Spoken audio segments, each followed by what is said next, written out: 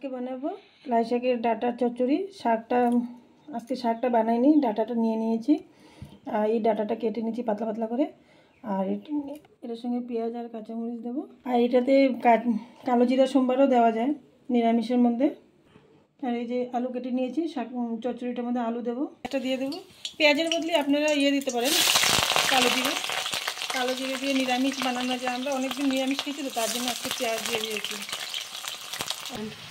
নিয়ে আলুটা দিয়ে দিচ্ছি, পেঁয়াজের লগে আলুটা অল্প ভাজি দিয়ে তারপর দিয়ে দেবো ডাঁটাগুলো।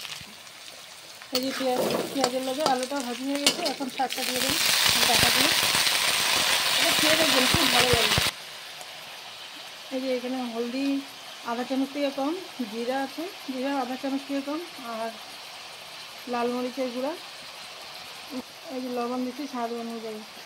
এই যে এগুলোকে এখন ঢেলে দিলাম।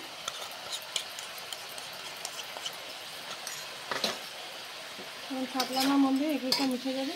বেশি জল দেবো না, একটুখানি জল দিয়ে শুকনো শুকনো নামিয়ে নেবো। এটা এই যে ডাঁটাগুলো ছাতলানো হয়ে গেছে, আর একটু শুকিয়ে তারপরে অল্প জল দিয়ে দেবো। এই যে ডাঁটাগুলো ছাতলানো হয়ে গেছে, এখন জল দিয়ে দেবো। জলটা দিয়ে হালকা রকম ফুটিয়ে নেব।